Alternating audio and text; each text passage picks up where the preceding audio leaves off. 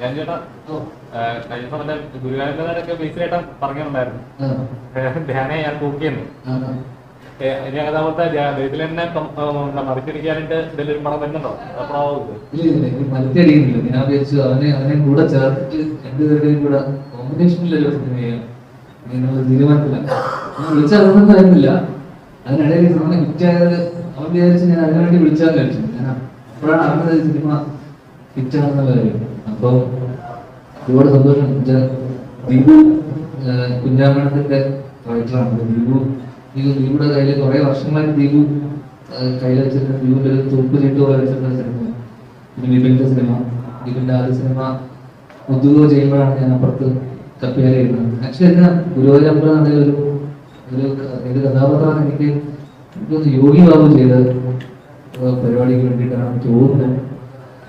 ഏതൊരു പരിപാടിക്ക് വേണ്ടിയിട്ട് എന്നെ വിളിച്ചത്. അപ്പൊ എനിക്കത് ചെയ്യാൻ പറ്റിയിട്ടാണ്, അഭിനയിക്കാൻ പറ്റില്ല. ബേസിക്കലി സുഹൃത്തായിട്ട് അവസാനം വരുന്നത് അല്ലേ. അപ്പോ അന്ന് വിപിൻ വിളിച്ച സമയത്ത് അത് ചെയ്യാൻ പറ്റില്ല. എന്തായാലും സിനിമ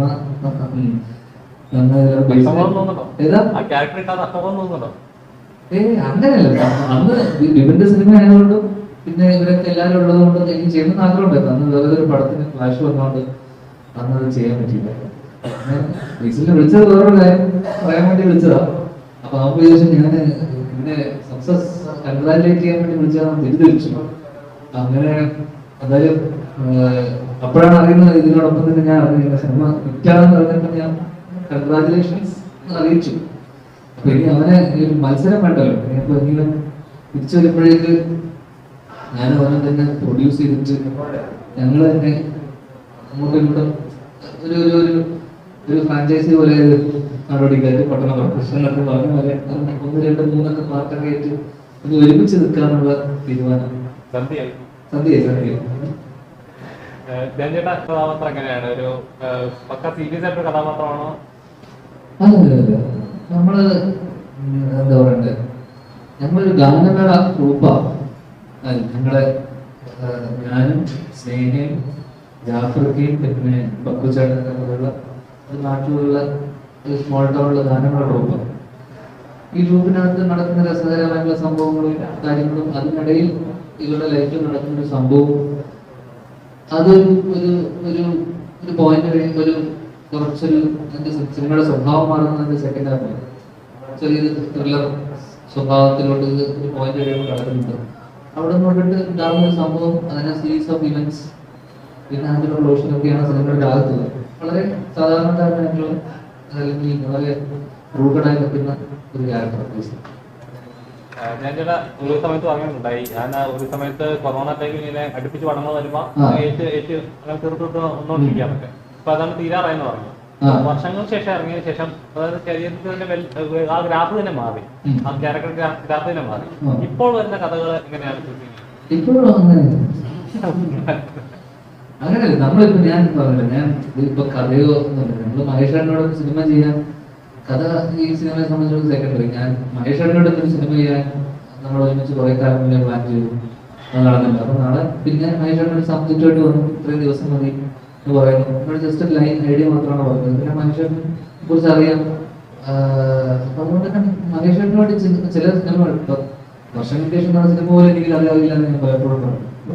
അതൊക്കെ നമ്മളൊരു സിനിമയിൽ നമുക്ക് ഈ ബന്ധങ്ങൾ സൗഹൃദങ്ങളൊക്കെ ഭയങ്കര ഇമ്പോർട്ടൻ്റ് ആണെന്ന് വിശ്വസിക്കുന്നതാണ്. അപ്പം ചില ആൾക്കാർ ഇപ്പം വിപിന്റെ സിനിമ ഞാൻ പറഞ്ഞ കടലായിക്കോട്ടെ, അവിടെ ചില സിനിമകൾ നമ്മൾ കഥ പോലും കേൾക്കാതെ പോയിട്ട് നമ്മൾ ചെയ്യുന്നുണ്ട്. അപ്പം ചില ബന്ധങ്ങളുടെ പുറത്ത് എല്ലാവരും ചെയ്യണമെന്നില്ല, ഞാൻ അങ്ങനെ ചെയ്യുന്ന ഒരാളാണ്.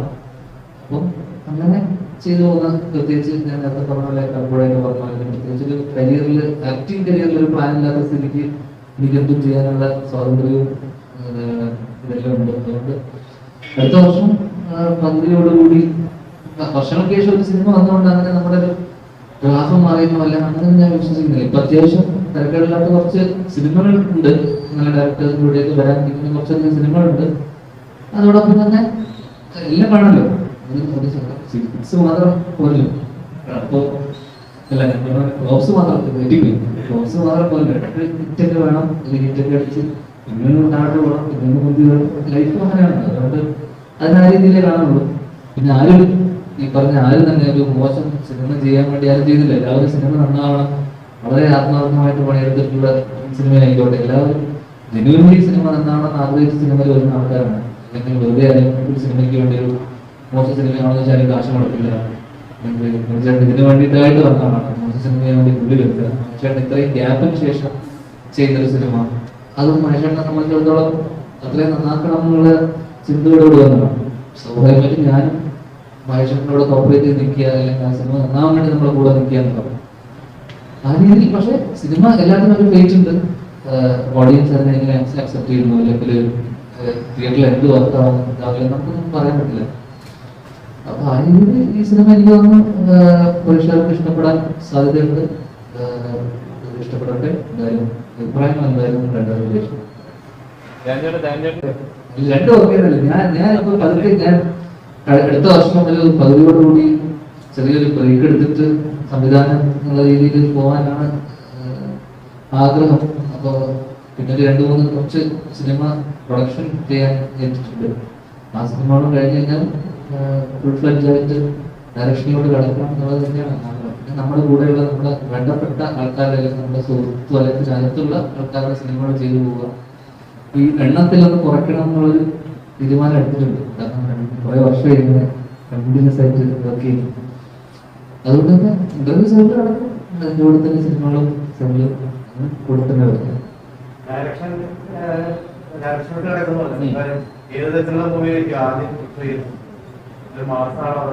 അല്ല, അടുത്തതൊരു എന്താ പറയണ്ടത്, ഒരു ഔട്ട് ആൻഡ് ഔട്ട് ഹ്യൂമർ, ഒരു എന്താ പറയണ്ടത് ലവാഷൻ ഡ്രാമ പോലെ അല്ലെങ്കിൽ പോലും റോംകോം അല്ല, പക്ഷെ ഒരു എന്റർടൈനർ പരിപാടി തന്നെയായിരിക്കും അടുത്ത്. മാസ് പരിപാടി അല്ലാത്ത പരിപാടി. ഒരു തവണ പറഞ്ഞിട്ടുണ്ട്, അതായത് ലവ് ആക്ഷൻ ഡ്രാമ ഒക്കെ പറയാം, അത് എന്റെ വിഷനാണ്, കാലത്തിന് മുന്നേ സഞ്ചരിച്ച വിഷൻ അങ്ങനെ പറഞ്ഞിട്ടുണ്ട്.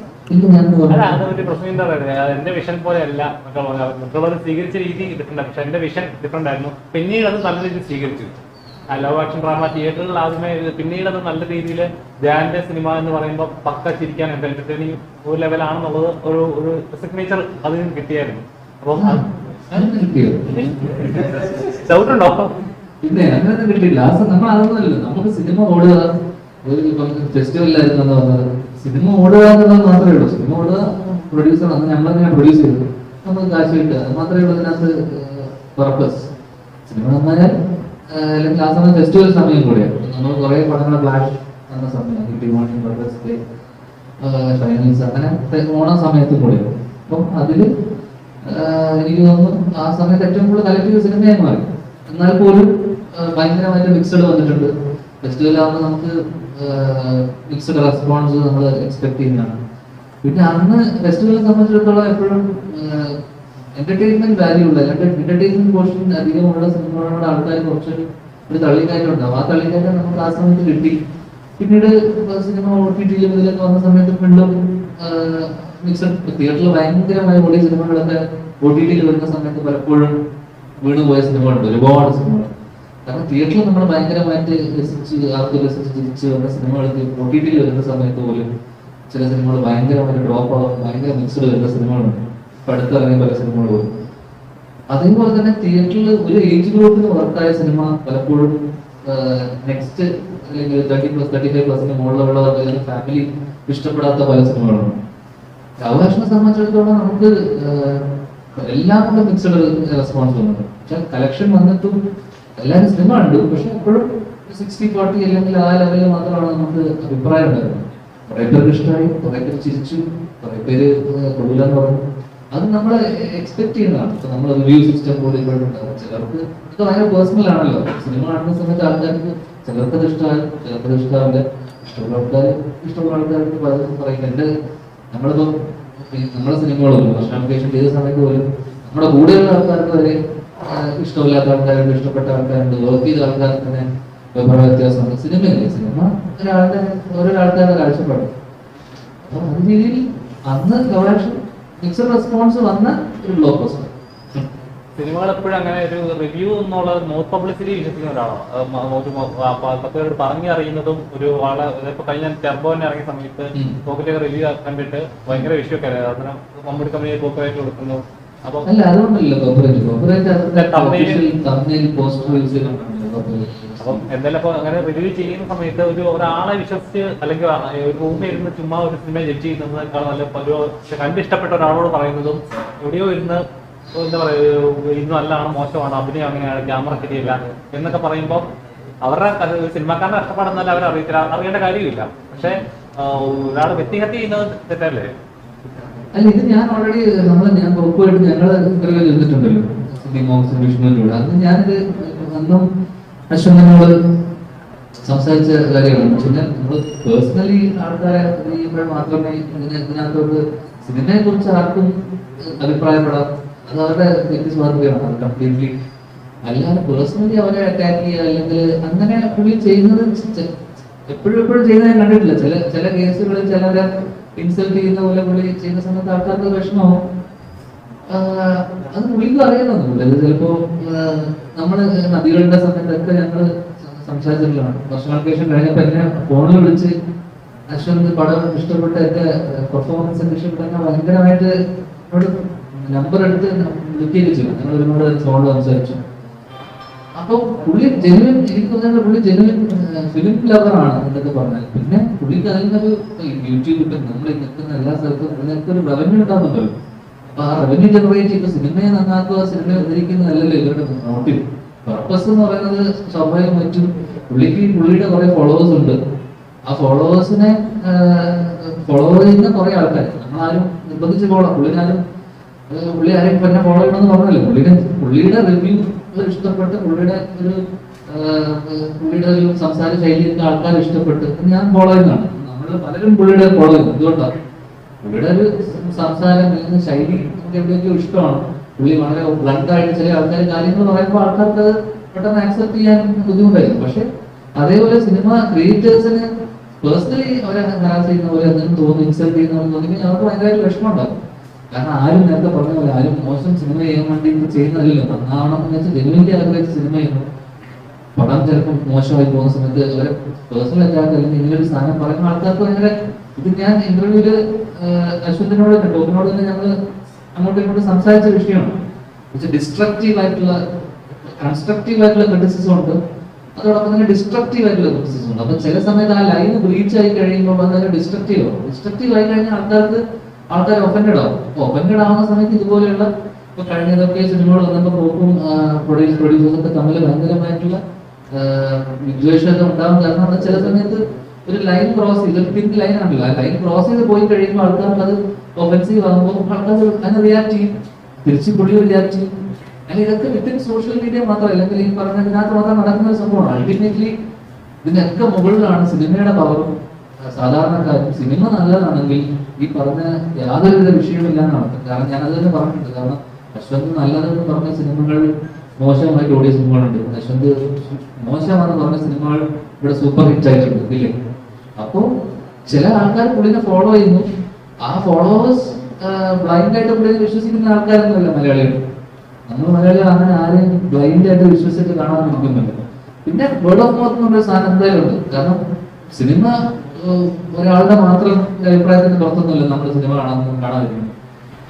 ഡെഫിനറ്റ്ലി പടം നല്ലതാണെങ്കിൽ വേർഡ് ഓഫ് മൗത്തിൽ ഒരു റിവ്യൂ സിസ്റ്റം കൊണ്ടൊന്നും ഒരു സിനിമ വീണുപോകുമെന്ന് ഞാൻ വിശ്വസിക്കുന്നത്. അതുകൊണ്ട് പുള്ളി ആരും ഭയക്കേണ്ട കാര്യമോ പേടിക്കേണ്ട കാര്യമോ പുള്ളി ആരും ശത്രുവൊന്നും ആവുന്നില്ല.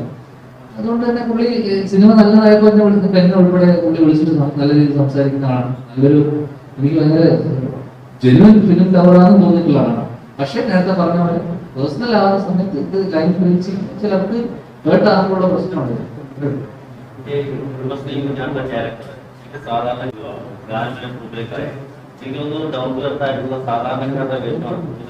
ഹാസ്യത്തിന് പ്രാധാന്യമുള്ള വേഷങ്ങളോടെ ചോദിക്കാൻ കാരണം മറ്റേ വർഷങ്ങൾക്ക് ശേഷം വളരെ ബോൾഡാണ്, ഏജിലാണ് ക്യാരക്ടർ. അപ്പൊ ഞാൻ സമീപിക്കുന്ന സ്ക്രിപ്റ്റുകളും അത്തരത്തിലുള്ളതാണ്. അപ്പം അതിനുശേഷം ഒരു ചൂടുമാറ്റം ബോൾഡാരുടെ ക്യാരക്ടർ ചെയ്താൽ മതി അങ്ങനെ വിശകലനം നടത്തിയിട്ടുണ്ട്. അപ്പൊ ഇങ്ങനെയുള്ള ക്യാരക്ടേഴ്സ് കൂടുതൽ ചൂസ് ചെയ്തു. അങ്ങനെ ചൂസ് ചെയ്തിട്ടൊന്നും ഞാൻ എന്താ പറഞ്ഞത്. ഒരു സൗഹൃദത്തിന്റെ പുറത്തുണ്ടായ സിനിമയാണ്. വർഷങ്ങൾക്ക് ശേഷം അങ്ങനെ ഒരു ചേട്ടനായിട്ടുള്ള ഒരു ബന്ധത്തിന്റെ പ്രശ്നം ചേട്ടനാണ്. ചേട്ടന്റെ സിനിമയിൽ വിളിക്കുന്നു. എന്റെ സിനിമ ഞാൻ അങ്ങനെ ചൂസ് ചെയ്യാറില്ല, എന്നെ ചൂസ് ചെയ്യാറാണ് പതിവ്.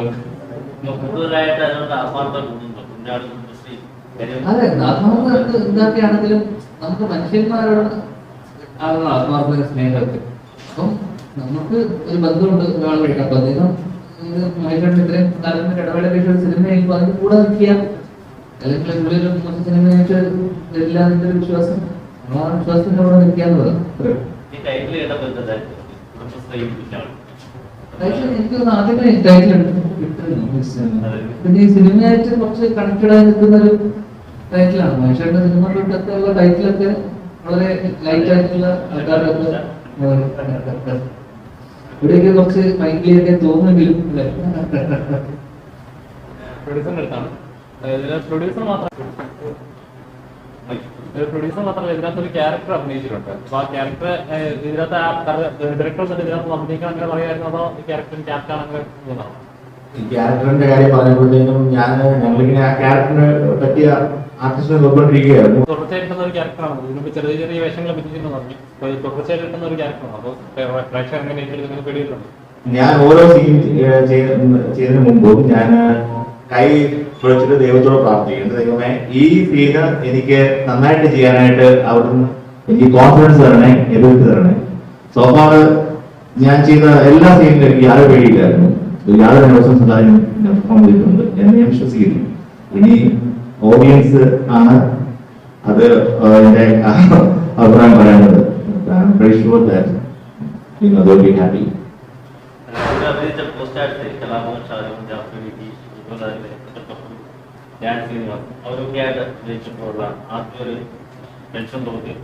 എനിക്ക് ആക്ച്വലി അവരെ എല്ലാവരും സഹോദര സ്നേഹമായിരുന്നു. എല്ലാവരും ആർട്ടിസ്റ്റുകള് അവരുടെ കുടുംബം പോലെയാണ് അന്നേക്ക് സമയത്ത്. അതിനകത്ത് പേടിയോ കാര്യങ്ങളൊന്നുമില്ല, ആക്ച്വലി ലവ് മാത്രമേ ഉണ്ടായിരുന്നുള്ളൂ. കോമ്പിനേഷനൊക്കെ ഞങ്ങൾ വളരെ സൗഹൃദമായിട്ട് ഹാൻഡിൽ ചെയ്തു. ഡയറക്ടർ ഓരോ ഇപ്പൊ 4ാമത്തെ ചിത്രമാണ് ഓർത്തിട്ടാണ് ചെയ്യുന്നത്. എന്തുകൊണ്ടാണ് അങ്ങനെ ഒരു നല്ല സിനിമകൾ അത് നല്ല സെലക്റ്റീവായിട്ട് ചെയ്താൽ മതി എന്നുള്ളതുകൊണ്ടാണോ? ഒരാള് അതിനെ ഒരുപാട് സിനിമ ഫസ്റ്റ് സിനിമ കഴിഞ്ഞു. അതൊരു സംഭവിച്ചതാണ്. ഞാൻ അതിന് മുൻപ് ഒരു പടം ഞാൻ അസോസിയേറ്റ് ചെയ്തിട്ടുണ്ട്. ആ സമയത്ത് തന്നെ ഒരു ചങ്ങാതിപ്പൂച്ചെന്നുള്ള സിനിമയായിരുന്നു. അപ്പൊ സ്വാഭാവികമായിട്ടും അതിൽ എനിക്ക് അഡ്വാൻസ് എന്ന പ്രൊഡ്യൂസർക്ക് ഡയറക്ടർ ടെൻഷൻ ഉണ്ട്. അതാണ് ഞാൻ ഇനി എന്റെ പടം കഴിഞ്ഞാൽ ഈ പടത്തിൽ വർക്ക് ചെയ്യുന്ന ഒരു പേടിയുണ്ടായിരുന്നു. അപ്പോൾ ഞാൻ പുള്ളിക്കൊരു വാക്ക് കൊടുത്തു, എന്തായാലും ചങ്ങാതിപ്പൂച്ച കഴിഞ്ഞാൽ ഞാൻ ഡയറക്ടർ പടം ചെയ്യുന്ന ശേഷം എന്റെ സ്വന്തമായിട്ട് സിനിമയുള്ളത് വാക്ക് കൊടുത്തു. അങ്ങനെ ചങ്ങാതിപ്പൂച്ച ചെയ്തു. അത് മോശമില്ലാത്ത പോയൊരു സിനിമയാണ്. അതിന്റെ പ്രൊഡ്യൂസറുടെ ഡിസ്ട്രിബ്യൂട്ടറിന്റെ അടുത്തൊരു പ്രോജക്റ്റ് ചെയ്യാൻ പറഞ്ഞു. പക്ഷെ എനിക്ക് ഞാൻ ആ പുള്ളി കൊടുത്തൊരു ഭാഗമുണ്ടായിരുന്നു, ഇത് കഴിഞ്ഞിട്ട് ഇടപെടുന്നു. അങ്ങനെ അപ്പൊ ഞാൻ സിനിമയിലാകുമല്ലോ, കുറെ വർഷങ്ങളിൽ അസോസിയേറ്റ് ചെയ്തു. എന്നല്ല ഞാൻ ഇതിനകത്ത് അഭിഭാജ്യം കടവൊന്നുമില്ല ഡയറക്ടർ എന്ന് പറയുന്നത്. എനിക്കാണ് സിനിമ വേണ്ടത്, സിനിമയ്ക്ക് തന്നെ വേണം നിർബന്ധമൊന്നുമില്ല, എനിക്ക് സിനിമ. പക്ഷെ ഞാൻ കൊടുത്ത ബാക്കിന്റെ പേരിൽ ഞാൻ എനിക്ക് വന്ന ആ പ്രോജക്റ്റ് മാറ്റിട്ട് ആ ബന്ധമില്ല. അപ്പൊ സ്വാഭാവികമായിട്ട് എനിക്ക് അങ്ങനെ ഒരു ഗ്യാപ്പ് ഉണ്ട്. അത് കഴിഞ്ഞപ്പോൾ പിന്നെ വീണ്ടും ഞാൻ ഒന്നിനെ ട്രൈ ചെയ്തിട്ടാണ് ഞാൻ മൈ ബിഗ് ഫാദർ എന്നുള്ള അടുത്ത പ്രോജക്റ്റ് ചെയ്തത്. അത് കഴിഞ്ഞ് ഞാൻ പിന്നെ ചാക്കോച്ചന് ആയിട്ട് അടുത്ത പ്രോജക്റ്റ് പ്ലാൻ ചെയ്തു. അഡ്വാൻസ് കൊടുത്തു, എല്ലാ കാര്യങ്ങളും നടന്നു. പക്ഷെ അതിലൊരു സമയം നമുക്ക് എനിക്ക് ബാക്ക് പെയിൻ വന്ന 6 മാസം ഞാൻ ഇൻട്രസ്റ്റ് ആയി. അതിനിടയ്ക്ക് തമിഴ് പടം വന്നായിരുന്നു, കുടുംബങ്ങൾ വെച്ചത്. അതിന്റെ ഷൂട്ടിങ്ങിൽ ഒരു മാസം മുമ്പ് ഞാൻ വീട്ടിൽ. അപ്പൊ അതൊക്കെ ഞാൻ മാത്രം വിചാരിച്ചത് ദൈവം വിചാരിക്കണം ഞാൻ ചെയ്യുന്നത് വേണ്ട. അവിടെയും ഒരു ഗ്യാപ്പ് വന്നു. അത് കഴിഞ്ഞ് വീണ്ടും ഞാൻ ഒന്നും ട്രൈ ചെയ്യാൻ അടുത്ത പടം വന്നത് അത് വിചാരിച്ച പോലെ പോകാത്തൊരു സിനിമ. പക്ഷെ എനിക്ക് വളരെ ഇഷ്ടപ്പെട്ട ഒരു സിനിമയാണ്. അത് ഞാൻ കല്യാണം കഴിക്കാറ് ഒരു മെയ് 31 പോലെ റിലീസ് ചെയ്തു. പക്ഷെ അത് ഭയങ്കര മഴയായിരുന്നു. അപ്പോൾ ഇപ്പോഴും ശരിക്കും പറഞ്ഞാൽ ചാനലുകളിൽ വരുമ്പോഴും സൂര്യ ടി വിയിൽ വരുമ്പോഴത്തേക്ക് എനിക്കൊരു 5-6 കോളുകൾ വരും, സ്കൂൾസ്. ഞാൻ അതിലൊരു നമ്പർ കൊടുത്തു.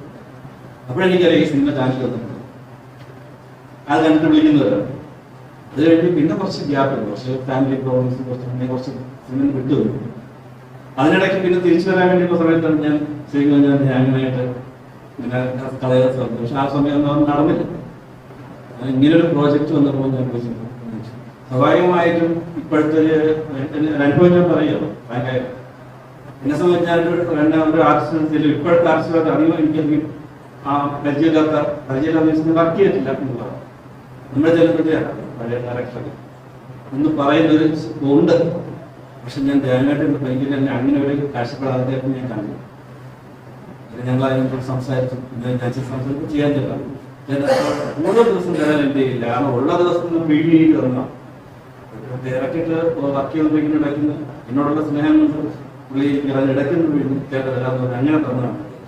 അങ്ങനെയാണ് ഈ പടം കൊണ്ടുവന്നത്. അല്ലെങ്കിൽ ചിലപ്പോൾ എൻ്റെ ഡേറ്റ് എനിക്ക് ഒരുപാട് വേണമെന്ന് ചിലപ്പോൾ ഇനി കുറച്ചിൻ്റെ വെയിറ്റ് എനിക്ക് വേണ്ടി മാത്രം ഞാൻ കഷ്ടപ്പെട്ട് തന്നത്.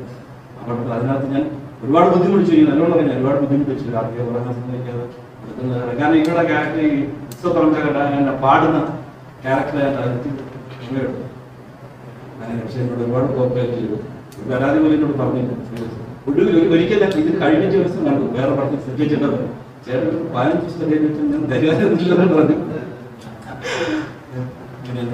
ഞാൻ പറഞ്ഞില്ല തിരിച്ചു വരവ് ഞാൻ മാക്സിമം നന്നാക്കി ഞാൻ ശ്രമിച്ചിട്ടുണ്ട്. എൻ്റെ ഒരു വിശ്വാസമുണ്ട്. കാരണം എല്ലാവർക്കും കുഞ്ഞാണ് ഇത് ജനങ്ങൾക്ക് ഇഷ്ടപ്പെടുന്ന ചെറിയ സബ്ജക്റ്റാണെന്ന് തോന്നുന്നു. അത് എന്നോട് സഹകരിച്ചവരെല്ലാവരും നല്ലോണം ചെയ്തിട്ടുണ്ട്. നന്നായി വരുമെന്നിട്ട് വിശ്വാസം. ഇത് ഞാൻ പറഞ്ഞതുപോലെ ഇത് പ്രേക്ഷകരിലേക്ക് എത്തുമ്പോഴേ അവരെ വിലയിരുത്തപ്പെടേണ്ടതാണ്. എങ്ങനെയാണെന്ന്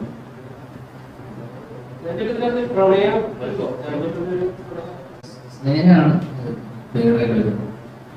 ആ കഥയിൽ അങ്ങനെ ഒരു എടുത്തു പറയാനൊക്കെ ഒരു റൊമാൻസ് പരിപാടികളില്ല. കഥ തന്നെ നമ്മൾ ഒരുമിച്ചാണ് കൂടുതൽ ഗാനങ്ങളുടെ ട്രൂപ്പിനകത്ത് ഒരു ഭാഗമാണ്. ഓൾറെഡി പക്ഷേ നമ്മൾ പ്രണയത്തിലാണ് ചെയ്യുന്നത്. അതുകൊണ്ട് തന്നെ ഒരു റൊമാൻസ് എന്ന് പറയാൻ പറ്റുന്ന ഒരു സംഭവമാണ്. അതൊരു പരിപാടിയാണ്.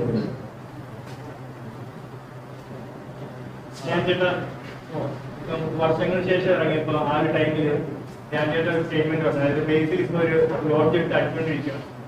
അപ്പൊ ഗുരുവായൂർ അമ്പലം നട ഇറങ്ങിയപ്പോ ഓഡിയൻസ് കമന്റിൽ വന്ന് അതേ സ്റ്റേറ്റ്മെന്റ് തന്നെ തിരിച്ചു പറഞ്ഞു. ഞാൻ ഇതൊന്നും കാണാൻ കഴിയാതെ ലോഡ്ജ് എടുത്ത് അടിക്കൊണ്ടിരിക്കണം. അല്ല തമാശക്ക് നമ്മൾ പറയുന്നതല്ലേ ഇത് നമ്മള് ബേസിനോട് ചോദിച്ചപ്പോ ബേസിനോട് പറഞ്ഞു ഞാൻ ഇന്നലെ വിളിച്ചായിരുന്നു, പക്ഷെ അതിനത്ര ഇഷ്ടപ്പെട്ടില്ല. അല്ല ഞാൻ പറയുന്നത് നമ്മള് ഞാൻ അവരും തമ്മിലുള്ള ഒരു സൗഹൃദം 10 വർഷമായിട്ടുള്ള എന്ത് പറഞ്ഞാലും അത് അവനങ്ങനെ മദ്യപിക്കണമെന്നല്ല. അപ്പൊ മദ്യപിക്കുന്നത് എനിക്ക് കാലമായിട്ടോ സജ്ജമാണ്.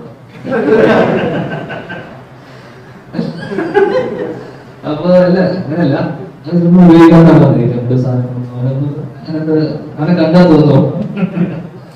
അപ്പൊ എനിക്ക് തോന്നുന്നു അവനൊരു ചെറിയൊരു കംപ്ലൈന്റ് നമ്മൾ ഇന്ന് മൂന്നാറിലായിട്ടുള്ള സമയത്ത് അച്ഛൻ എനിക്കൊരു നമ്മുടെ ഈ ബോട്ടിലിന്റെ ക്യാപ്പ് നമ്മൾ ഒഴിച്ചു കൊടുക്കില്ല. പുതിയ ഒഴിച്ചാൽ തന്നെ അവൻ ഫിറ്റ്.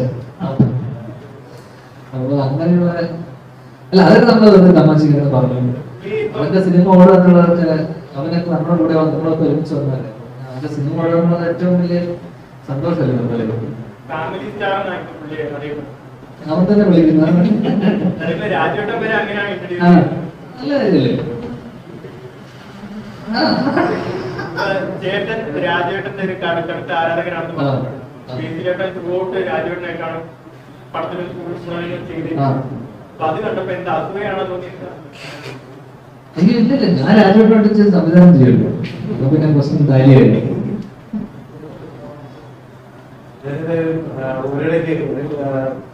ഒത്തിരി സിനിമകൾ ഈ വിഭാഗം ബോംബായി പോവുകയും ചെയ്തൊരു സമയം ഉണ്ടായിരുന്നു.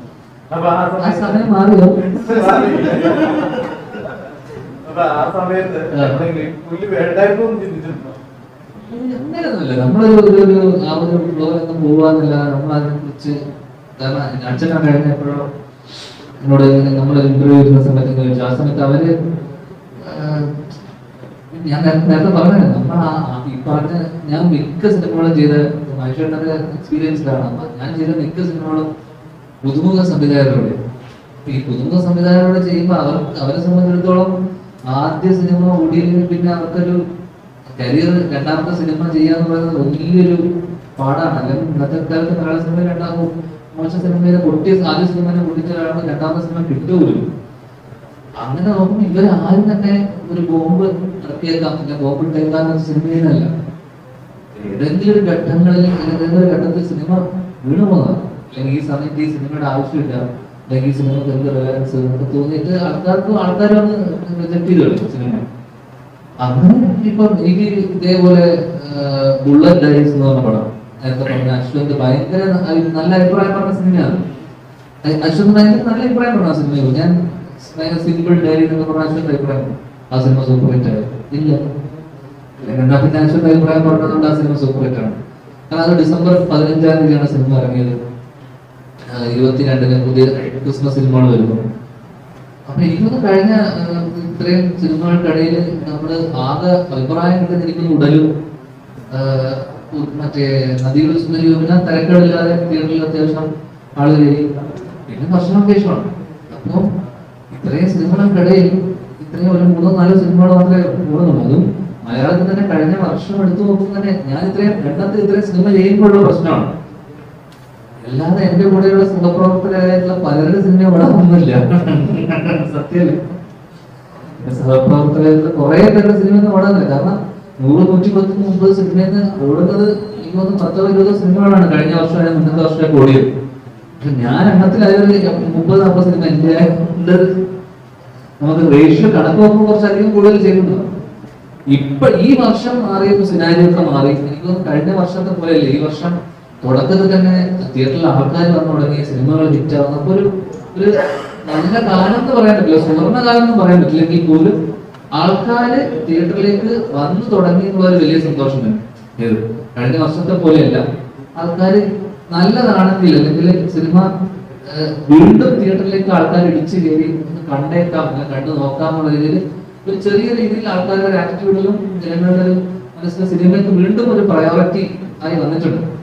കഴിഞ്ഞ വർഷത്തെ പോലെ മുന്നത്തെ വർഷത്തെ പോലെയല്ല. അപ്പൊ ഇങ്ങനെയുള്ള സമയത്ത് നമ്മൾ ശരിക്കും ചൂസ് ചെയ്ത് നമ്മൾ നല്ലത് മാത്രം നോക്കിയിട്ട് നമ്മൾ ചെയ്ത് കഴിഞ്ഞിട്ട് അത് പൊട്ടിപ്പോയി കഴിഞ്ഞാൽ പിന്നെ കാര്യമൊന്നുമില്ല. അതുകൊണ്ട് നമ്മൾ ഇപ്പൊ പോകുന്ന പോലെ തന്നെ പോവുക. നല്ലത് വരും, ഈ പറഞ്ഞ പോലെ മോശം സിനിമകളും വരും. അതിന് ഞാനിപ്പോ എന്തായാലും നമ്മളെ ചൂസ് ചെയ്ത പോലെ പിക്ക് ചെയ്തിട്ടൊന്നും പോകണില്ല. ഇപ്പൊ പോകുന്ന പോലെ പോകണമെന്നില്ല. ജാൻചേട്ടൻ അങ്ങനെ ഇത്ര സിമ്പിൾ ആവാൻ പറ്റും. കാരണം അത് വേറൊരു ആക്ടർ ഇങ്ങനെ ഇത്ര പടം ചെയ്തു, എന്റെ ഇത്ര പൊട്ടി, എത്ര വിജയിച്ചുള്ളൂ എന്നൊന്നും ആരും പറഞ്ഞു കേൾക്കാറില്ല. ജാൻചേട്ടൻ ഇത്ര സിമ്പിൾ ആയിട്ട് നിനക്ക് എത്ര അറിയാം. ഞാനിത് പറഞ്ഞില്ലെങ്കിലേ ഉള്ളൂ. സിമ്പിൾ ആവണ്ട, നമ്മളെത്ര വരെ കാണുന്നു.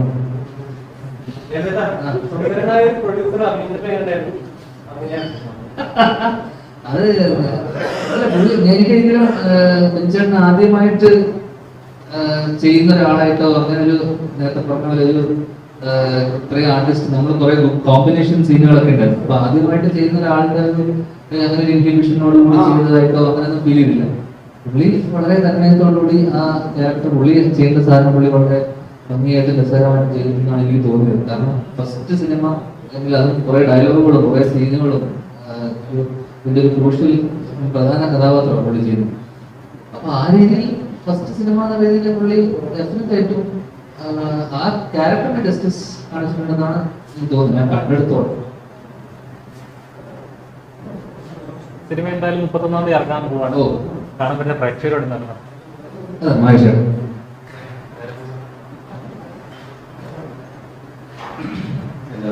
സിനിമ പോയി കാണുന്ന അഭിപ്രായമാണ്.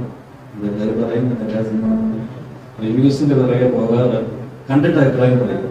ഇതൊരു മാത്രമായ ഭയങ്കര സിനിമയൊന്നുമല്ല, ഒരു പുതിയ സിനിമയാണ്, ഞങ്ങളൊരു എഴുതിയ സംഭവമാണ്.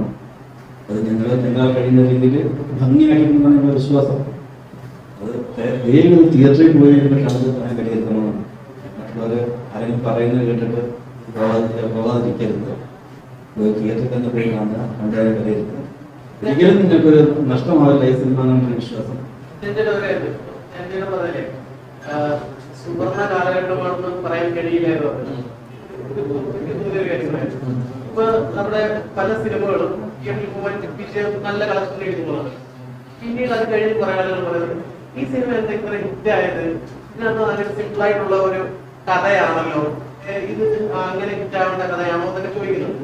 അപ്പോ അതിനുത്തരമായിട്ട് മനസ്സിലാക്കാൻ കഴിയുന്നത് കഥയ്ക്കപ്പുറത്ത് ആളുകളെ എന്റർടൈൻമെന്റ് ചെയ്യിക്കുന്ന കണ്ടന്റ് ഉണ്ടെന്നുണ്ടെങ്കിൽ സിനിമ ഈ അടുത്ത കാലത്ത് ഈ സിനിമ വിജയിക്കുന്നതല്ല. കഥയ്ക്കപ്പുറത്ത് ഒരു കണ്ടന്റ് ഉണ്ടെന്നും അല്ല എന്റർടൈൻമെന്റ് ആളുകളെ രസിപ്പിക്കുന്നുണ്ടെങ്കിൽ വിജയിച്ചു പോകുന്ന ഒരു ഫോർമുലയാണെന്ന് തോന്നിപ്പോ വന്നു പോകുന്നത്. അതായത് ട്രെൻഡിനനുസരിച്ച് ഭൂരിഭാഗം ആളുകളും നല്ലതാണെന്ന് പറയുന്ന ഒരു സിനിമ ഞാൻ മോശമാണെന്ന് പറഞ്ഞാൽ കുഴപ്പമാകുമോ എന്ന രീതിയിൽ എല്ലാവരും ആരും മോശമാണെന്ന് പറയുന്നില്ല. ആ സിനിമ സിനിമ കണ്ടോ നല്ല രീതിയിൽ തോന്നുന്നില്ല, തരക്കേടില്ല എന്നുള്ള ഒരു അഭിപ്രായത്തിന് പുറത്ത് അങ്ങനെ ഒരു ട്രെൻഡ് ഉണ്ടെന്ന് തോന്നുന്നുണ്ടോ? അത് ഞാൻ ചോദിക്കാൻ കാരണം ഇപ്പൊ സുവർണ്ണ കാലഘട്ടം എല്ലാവരും സുവർണ്ണ കാലഘട്ടം ശരിക്കുമ്പോൾ സുവർണ്ണ കാലഘട്ടമാണ് കാലഘട്ടം എന്നൊക്കെ പറയുന്ന ഒരു ലോങ് പീരീഡ് അല്ലേ പറയും. ഇപ്പൊ നമ്മൾ ഫെബ്രുവരി, മാർച്ച്, ഏപ്രിൽ, മെയ് ഈ 4 മാസത്തിനടങ്ങിയ സിനിമകളാണ് ഓടിയ സിനിമകളൊക്കെ. തിയേറ്ററിൽ എനിക്കൊന്നും അത്ര 1000 കോടിയോ 100 കോടിയിൽ ഏറ്റവും മലയാള സിനിമക്കല്ലേ 1000 കോടിയിൽ ഏറ്റവും വന്നു. അപ്പോ ആ രീതിയിൽ ആദ്യം ചോദിച്ച ചോദ്യം എന്ന് വെച്ച് കഴിഞ്ഞാൽ നമ്മൾ ചില സിനിമകൾ തിയേറ്ററിൽ എക്സ്പീരിയൻസ് ചെയ്ത സിനിമ ഇത് OTT-യിൽ വരുമ്പോഴാണ് സ്വാഭാവികമായിട്ടും, അല്ലെങ്കിൽ സാറ്റലൈറ്റ് അല്ലെങ്കിൽ OTT-യിലോട്ട് വരുമ്പോഴാണ് ആൾക്കാർ പിന്നെ മിക്സഡ് അഭിപ്രായം വരുന്നത്. മിക്കതും OTT-യിൽ കാണുന്ന ആൾക്കാർ തിയേറ്ററിൽ സിനിമ എക്സ്പീരിയൻസ് ചെയ്യാത്ത ആൾക്കാരായിരിക്കും. ചില സിനിമകൾ തിയേറ്ററിൽ എക്സ്പീരിയൻസ് ചെയ്താൽ മാത്രമേ അതിൻ്റെ ഒരു ഫുൾ എക്സ്പീരിയൻസ് കിട്ടുള്ളൂ. എന്ന് വെച്ച് കഴിഞ്ഞാൽ ഞാൻ തന്നെ ചില സിനിമകൾ ഞാൻ തിയേറ്ററിൽ പോയിട്ട് എല്ലാ സിനിമകളും കാണുന്നതല്ല. വീട്ടിൽ ഭയങ്കരമായിട്ട് ഓടിയ സിനിമകൾ OTT-യിൽ കണ്ടപ്പോൾ എനിക്ക് തോന്നിയിട്ടുണ്ട് ഇത് എന്തുകൊണ്ട് ഓടി, ഇത് എന്തായിരിക്കും. അപ്പൊ അങ്ങനെയുള്ള സമയത്ത് നമ്മളൊരു തിയേറ്ററിൽ ഇരുന്നിട്ട് കുറെ ആൾക്കാരെ കൂടെ ഇരുന്നിട്ട് ആൾക്കാർ ചിരിക്കുമ്പോൾ നമ്മൾ അതിന്റെ ഒപ്പം നമ്മൾ ചിലപ്പോൾ ചിരിക്കും. അതിന്റെ ഒരു മൂഡ് പറയണം, വലിയ സ്ക്രീനിൽ സൗണ്ടിൽ ആ ഫുൾ എക്സ്പീരിയൻസ് പറയണം. അതേ OTT-യിൽ വന്നിട്ട് നമ്മുടെ വീട്ടിൽ നമ്മുടെ ഒരു കംഫർട്ട് സോണിൽ ഇരുന്നിട്ട് നമ്മൾ ചാരി കസേരയിൽ ഇരുന്ന് കാണുമ്പോൾ നമ്മൾ കൂടുതൽ എന്താ പറയണ്ടേ ക്രിട്ടിക്കലായിട്ടും നമ്മൾ ബ്രേക്ക് എടുത്തിട്ടും പോസ് എടുത്തിട്ടും നമ്മുടെ ആസ്വാദന ലെവൽ കുറച്ചുകൂടെ ഒരു വളരെ ക്രിട്ടിക്കലായിട്ടൊക്കെ നമ്മൾ ചിലപ്പോൾ കണ്ടെന്നിരിക്കുള്ളൂ. പിന്നെ സൗണ്ട് എന്ന് പറയുന്നത് ഭയങ്കര ഒരു ഫാക്ടറാണ്. വീട്ടിൽ നമ്മൾ ടിവിയിലൊക്കെ കാണുമ്പോൾ കിട്ടുന്ന ഒരു എക്സ്പീരിയൻസ് അല്ല ഒരു ത്രില്ലർ സിനിമയോ അല്ലെങ്കിൽ അങ്ങനെയുള്ള സ്വഭാവമുള്ള സിനിമകളൊക്കെ നമ്മൾ തിയേറ്ററിൽ പോയി എക്സ്പീരിയൻസ് ചെയ്യാണ്ട് നേരെ വീട്ടിൽ വന്നിട്ട് കാണുന്ന സമയത്ത് ചിലപ്പോൾ അത് ആ ഒരു സെയിം ഒരു എഫക്റ്റ് ഇമ്പാക്ട് ചിലപ്പോൾ നമുക്ക് വീട്ടിൽ നിന്ന് കാണുന്നില്ല. അതുകൊണ്ടാണ് പല സിനിമകളും OTT-യിൽ വരുന്ന സമയത്ത് അല്ലെങ്കിൽ OTT-ൽ കാണുന്ന ഒരു ഏജ് ഗ്രൂപ്പ് എന്ന് പറയുന്നത് തന്നെ എനിക്ക് തോന്നുന്നു യങ്സ്റ്റേഴ്സ് ഉണ്ട് ഇല്ല എന്നല്ല, പക്ഷെ മാക്സിമം ആൾക്കാർ തിയേറ്ററിൽ പോകാൻ പറ്റാത്ത 35 അല്ലെങ്കിൽ ആ ഒരു കുറച്ചൊരു മിഡിൽ ഏജ് അല്ലെങ്കിൽ അതിന്റെ മുകളിൽ ആൾക്കാരാണ് സിനിമ തിയേറ്ററിൽ പോയി കാണാൻ പറ്റാത്ത ചെറുപ്പക്കാരില്ലാത്ത കുറെ ആൾക്കാരാണ് OTT-യിലും പിന്നെ പുറത്തുള്ള പ്രവാസികളിലും അവരൊക്കെയാണ് OTT-യിൽ നിന്ന് കാണുന്നത്. അപ്പൊ അവർക്ക് ആ ഒരു തിയേറ്ററിൽ എക്സ്പീരിയൻസ് ചെയ്യാൻ പറ്റാത്ത സിനിമ ടിവിയിൽ നിന്ന് കാണുന്ന സമയത്ത് ഇത് എന്തുകൊണ്ട് ഓടിക്കുന്നൊക്കെ സംശയം വരും. കാരണം യൂത്താണ് പല സിനിമകളും, യങ്സ്റ്റേഴ്സ് ആണ് ഈ പറഞ്ഞ സിനിമകളൊക്കെ വിജയിപ്പിച്ചതെന്ന് പറയുന്നത് ഏറ്റവും കൂടുതൽ ഒരു ഏജ് ഗ്രൂപ്പിന്റെ കാറ്റർ ചെയ്ത സിനിമകളാണ്. ഇപ്പൊ ഞാൻ ഹൃദയത്തിന്റെ നമ്മുടെ സിനിമകളിൽ തന്നെ പറഞ്ഞിട്ടുണ്ട്. ഹൃദയം, ഇപ്പൊ ആവേശം, വർഷങ്ങൾക്ക് ശേഷം ആവേശം യൂത്തിനെ ടാർഗറ്റ് ചെയ്ത് കൊടുക്കുന്ന അല്ലെങ്കിൽ ഒരു ടാർഗറ്റ് ഓഡിയൻസ് എന്ന് പറയുന്നത് പ്രധാനമായിട്ടും യങ്സ്റ്റേഴ്സ് ആയിരുന്നു. അതിന്റെ മ്യൂസിക് ആയിക്കോട്ടെ അല്ലെങ്കിൽ അതിന്റെ മേക്കിംഗ് ആയിക്കോട്ടെ അല്ലെങ്കിൽ ഒരു ഫെസ്റ്റിവൽ സിനിമ. അതേ വർഷങ്ങൾക്ക് ശേഷം ഡ്രാമയാണ്, ഇമോഷണൽ ഡ്രാമയാണ്. ആ രീതിയിൽ ഏട്ടൻ്റെ ഒരു സെറ്റ് ഓഫ് ഓഡിയൻസ് ഉണ്ട്, ഫാമിലി അല്ലെങ്കിൽ ശ്രീനിവാസൻ എന്ന് പറഞ്ഞ ഡയറക്ടറിനെ വിശ്വസിച്ച് പോകുന്ന ഫാമിലി ഓഡിയൻസ് ഉണ്ട്. അവരാണ് കൂടുതൽ നമുക്ക്. പിന്നെ നമുക്കൊരു ഇംഗ്ലീഷിൽ കിട്ടിയത് ആ ഇന്റർവ്യൂ ഒന്നും പരിപാടി നമുക്ക് കിട്ടിയ, കാരണം സാധാരണ കേട്ട സിനിമകൾക്ക് കിട്ടുന്ന ഒരു പാട്ടിന് അത് വെൽക്കം എന്നൊന്നും ആ സിനിമ കിട്ടിയിട്ടില്ല. അപ്പം എനിക്ക് തോന്നുന്നു മിക്സഡ് എപ്പോഴും ഏത് ലെവലിൽ വേണമെങ്കിലും മിക്സഡ് അഭിപ്രായങ്ങൾ സിനിമ ഇറങ്ങി കഴിഞ്ഞ് ഇഷ്ടപ്പെട്ട് നിൽക്കുന്ന ആൾക്കാർ പോലും പിന്നെ വീണ്ടും റിപ്പീറ്റ് ഇല്ലാത്ത കുറെ സിനിമകളുണ്ട്. നമ്മൾ TV-യിൽ വരുന്ന സമയത്തും നമ്മൾ പഴയ സിനിമകളിൽ എപ്പോഴും റിപ്പീറ്റ് കാണും. അല്ലാണ്ട് നമ്മൾ അടുത്ത കാലത്ത് ഇറങ്ങിയ സിനിമകൾ നമ്മൾ റിപ്പീറ്റ് കാണുന്ന സിനിമകൾ ആക്ച്വലി വളരെ കുറവാണ്. എനിക്ക് തോന്നുന്നു എന്നോട് പറഞ്ഞിട്ടുള്ള സിനിമകളുണ്ട്. കുഞ്ഞിരാമായണം റിപ്പീറ്റ് കാണുന്നുണ്ട്, ആട്, കപ്പ്യാരൊക്കെ ഭയങ്കര റിപ്പീറ്റ് വാച്ചുള്ള സിനിമകളാണ്. പക്ഷെ അടുത്ത കാലത്ത് ഇറങ്ങിയ ഓടിയ സിനിമകളിൽ പോലും നമ്മൾ റിപ്പീറ്റ് കാണണം അല്ലെങ്കിൽ സെക്കൻഡ് ടൈം വാച്ച് എന്ന് പറയുന്ന സാധനത്തിലോട്ട് വരുന്ന പോലും. അപ്പൊ മിക്ക OTT കാണുന്ന ആൾക്കാരും ബിഗ് സ്ക്രീനിൽ OTT-യിലോട്ട് വരുമ്പോൾ ഈ മിക്സഡ് റെസ്പോൺസ് ഭയങ്കരമായിട്ട് വരുന്നുണ്ട്. കാരണം ആ തിയേറ്ററിൽ എക്സ്പീരിയൻസ് ചെയ്യാൻ പറ്റാത്തതിന്റെ ആയിരിക്കാം എനിക്ക് തോന്നുന്നു. ത്രില്ലർ സിനിമകളൊക്കെ പ്രത്യേകിച്ച് ത്രില്ലറൊക്കെ സൗണ്ടിലാണ് സിനിമയുടെ ഉണ്ടാക്കിയിരിക്കുന്നത്. എനിക്ക് തോന്നിയിട്ടുണ്ട്, പേഴ്സണലി എനിക്ക് തോന്നിയിട്ടുണ്ട് ഈ സിനിമകളൊക്കെ എന്തുകൊണ്ടായിരിക്കും തിയേറ്ററിൽ ഓടിയിട്ടുണ്ടാവുക എന്ന് എനിക്ക് തോന്നിയ സിനിമകളൊക്കെ. ഞാൻ പേര് പറയുന്നില്ല, പക്ഷെ എന്നാൽ പോലും അതൊക്കെ തിയേറ്ററിൽ സൂപ്പർ ഹിറ്റ് ആയ സിനിമകൾ പോലും അടുത്ത നമ്മുടെ സുഹൃത്തുക്കളുടെ സിനിമ പോലും എന്തുകൊണ്ടായിരിക്കും ഓടിയിട്ടുണ്ടാവുക ശ്രദ്ധിച്ചിട്ടുണ്ട്. പക്ഷെ മേ ബി അന്ന് നമ്മൾ തിയേറ്ററിൽ പോയിട്ട് എക്സ്പീരിയൻസ് ചെയ്ത് നമുക്ക് ഇഷ്ടപ്പെട്ടെ. അപ്പൊ അതുകൊണ്ട് കമ്പയർ ചെയ്യാൻ പറ്റില്ല ആ ഒരു എക്സ്പീരിയൻസ് തിയേറ്ററും വീട്ടിൽ നിന്ന് കാണുന്നത്. അപ്പൊ മിക്സഡ് വരുന്നത് പലപ്പോഴും ഇറങ്ങി കഴിഞ്ഞ് ഇത് സാറ്റലൈറ്റിലും OTT-ലും വരുമ്പോഴും. ചേട്ടാ അതേപോലെ ഇപ്പൊ കഴിഞ്ഞിടയ്ക്ക് അഞ്ജലി മേനോൻ ഒരു സ്റ്റേറ്റ്മെന്റ് ഷെയർ ചെയ്തു സിനിമയിലെ നടിമാർ എവിടെ, അതായത് റീസെന്റ് ഹിറ്റ് ആയിട്ടുള്ള സിനിമകൾ നോക്കി കഴിഞ്ഞാൽ ഫീമെയിൽ ക്യാരക്ടേഴ്സ് ഇല്ലാത്ത സിനിമകളും ഒരുപാട് ആവേശം നോക്കി കഴിഞ്ഞാൽ അല്ലെങ്കിൽ മഞ്ഞൾ പൂജയ്ക്ക് ആണെങ്കിലും ലേഡി ക്യാരക്ടേഴ്സ് ഇല്ല. അല്ലെങ്കിൽ അഞ്ജലി മേനോനെ പോലെ എക്സ്പീരിയൻസ് ആയിട്ടുള്ള ഒരു ഡയറക്ടർ അത്തരത്തിലുള്ള ഒരു സ്റ്റേറ്റ്മെന്റ് മുന്നോട്ട് വെക്കുമ്പോൾ അതിനെത്രത്തോളം ഇമ്പോർട്ടൻസ് ഉണ്ടായിട്ടാണ്. അല്ല അങ്ങനെ അത്തരത്തിൽ ഇമ്പോർട്ടൻസ്, കാരണം ഒരു കഥയ്ക്ക് ആവശ്യമായിട്ടുള്ള ക്യാരക്ടേഴ്സ് ഇപ്പൊ ഇന്ത്യൻ സിനിമയിൽ എത്ര ലേഡി ക്യാരക്ടേഴ്സ് ഉണ്ട്, അല്ലെങ്കിൽ നമ്മള് വർഷങ്ങൾക്ക് ശേഷത്തില് എത്ര പേരുണ്ട്, അല്ലെങ്കിൽ ആവേശത്തിലില്ല മഞ്ഞൾ വോയിസിലില്ല എന്ന് പറഞ്ഞുകൊണ്ട് മാത്രം മലയാള സിനിമയിൽ ഇവരൊക്കെ വെറുതെ ഇരിക്കുകയാണ്. അല്ലല്ലോ, അങ്ങനെയൊന്നുമില്ല. ഫീമെയിൽ ഇവിടെ എത്ര ഫീമെയിൽ ഓറിയന്റഡ് സിനിമകളുണ്ട്. ഇപ്പൊ കഴിഞ്ഞ ക്യാൻസൽ ഇവര് ചെയ്ത സിനിമയിൽ ഇപ്പൊ കഴിഞ്ഞ ദിവസം ദിവ്യപ്രഭയും ഇവരൊക്കെ തനിയൊക്കെ പോയ ഇതിനകത്ത് അവർക്ക് അവിടെ അവാർഡ് കിട്ടി. അത് ഫീമെയിൽ സെൻട്രിക് സിനിമയല്ലേ, അല്ലെ? ഫീമെയിൽ ഓറിയന്റഡ് അല്ലെങ്കിൽ ഫീമെയിൽ ക്യാരക്ടേഴ്സ്. ഞാൻ സിനിമയുടെ കഥ എനിക്കറിയില്ല. അപ്പൊ അതുകൊണ്ട് അങ്ങനെ സിനിമകളില്ല എന്ന് പറഞ്ഞില്ല, അത്തരത്തില് കഥകൾ ഒരു കഥക്ക് ഡിമാൻഡ് ചെയ്യുന്ന പോലെയല്ലേ. അല്ലാണ്ട് ഇവരെ സ്ത്രീകളെ മൊത്തത്തിൽ അങ്ങ് മാറ്റി വെച്ചേക്കാൻ നമുക്ക് സിനിമ ചെയ്യുന്നില്ല. അൾട്ടിമേറ്റ്ലി സിനിമ ഓടണമെങ്കിൽ ഫീമെയിൽ പ്രസൻസ് നമ്മൾ റൊമാൻറ്റിക് സിനിമ ചെയ്യുമ്പോൾ സ്ത്രീകളെ മാറ്റി വെക്കാൻ പറ്റില്ലല്ലോ. സ്വാഭാവികമായിട്ടും പ്രണയ സിനിമകൾ റോം കോം. ഇപ്പൊ ഞാൻ ആദ്യം ചെയ്ത സിനിമ ലവാഷോടായിട്ട് ചെയ്തപ്പോ എനിക്ക് ഇതിനെ കൊണ്ട് വേറെ അല്ല, സ്വാഭാവികമായിട്ടും അത്തരം സിനിമകൾ വരുമ്പോൾ ഫീമെയിൽ ക്യാരക്ടേഴ്സ് ഡിമാൻഡ് ചെയ്യുന്ന കഥകൾ വരുമ്പോൾ സ്വാഭാവികമായിട്ടും വന്നല്ലേ പറ്റൂ. അതുകൊണ്ട് ഇല്ല, ആ രീതിയിലായിരിക്കില്ല അവരുടെ സ്റ്റേറ്റ്മെന്റ് എന്നായിരിക്കും എനിക്ക് തോന്നുന്നത്. ആണോ? കാരണം ഫീമെയിൽ ഓറിയന്റഡ് ആയിട്ടുള്ള സിനിമകൾ കുറഞ്ഞു കാണും, അല്ലെങ്കിൽ ഫീമെയിൽ സെൻട്രിക് ആയിട്ടുള്ള സിനിമകൾ കമ്പാരിറ്റീവ്ലി കുറഞ്ഞു കാണാം. അതുകൊണ്ട് കാണുന്നതല്ല. അല്ലാണ്ട് എനിക്കങ്ങനെ മലയാള സിനിമയിൽ അങ്ങനെ സ്ത്രീ സാന്നിധ്യം കുറഞ്ഞു പോയെന്നോ അല്ലെങ്കിൽ അവരെവിടെയെന്ന്, കാരണം അവരുടെ എല്ലാ മിക്ക ആക്ടേഴ്സും അല്ലെങ്കിൽ മിക്ക ആക്ട്രസന്മാരും ഡേറ്റ് പോലും ഇല്ലാത്ത അവസ്ഥയാണ് ഇപ്പോഴും.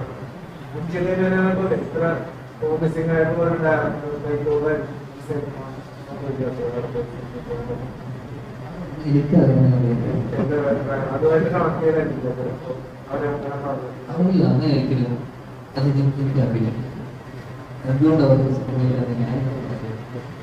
എനിക്ക് തോന്നി അങ്ങനെ ഒരു കാര്യം സ്ത്രീകൾക്ക് പ്രാധാന്യം കിട്ടുന്ന ഒരു പ്രശ്നം കൊണ്ടായിരിക്കും അവരങ്ങനെ സംസാരിക്കുന്നത് ഫീൽ ചെയ്തത്. അതുകൊണ്ടായിരിക്കും അങ്ങനെ പറഞ്ഞത് ഫീൽ ചെയ്തത്.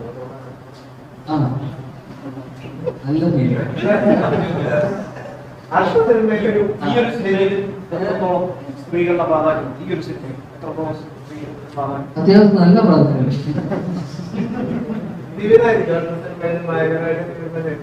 അത് പറയില്ല. അല്ല, അങ്ങനൊരു ആക്ടറിലോട്ട് എത്തിപ്പെട്ടിട്ടില്ല. ഇപ്പൊ നമ്മളതിനെ എന്തായാലും നിവിനല്ല കേട്ടോ. പ്രൊഡ്യൂസറോട് അതായത് നമ്മളിപ്പോ ഈ പറഞ്ഞ വിഷയം തന്നെ ശരിക്കും സ്ത്രീകൾ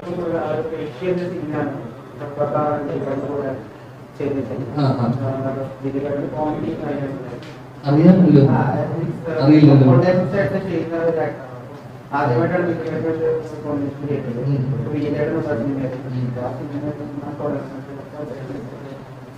ഞാൻ ദിലീപേട്ടനോടാണ് അഭിനയിച്ചോണ്ടിരിക്കുന്നത്. ദിലീപേട്ടനോട് ലിസ്റ്റ് പ്രൊഡ്യൂസ് ചെയ്യുന്ന സിനിമയിലാണ് ഞാനിപ്പോ അടുത്ത്, ഞാൻ ഓൾറെഡി ദിവസം ഷൂട്ട് ചെയ്തു. അത് കഴിഞ്ഞ് രണ്ടാമത്തെ സിനിമ ദിലീപേട്ടനോട് ബബ്ബ, അത് എൻ്റെ കൂടെ നമ്മുടെ കൂടെ വർക്ക് ചെയ്ത് എൻ്റെ അസോസിയേറ്റ് ആയിട്ട് ധനഞ്ജയ് ഫാഹിമാണ് എഴുതുന്നത്. July August shoot. അതാണ് ഇപ്പോഴത്തെ അപ്ഡേറ്റ്.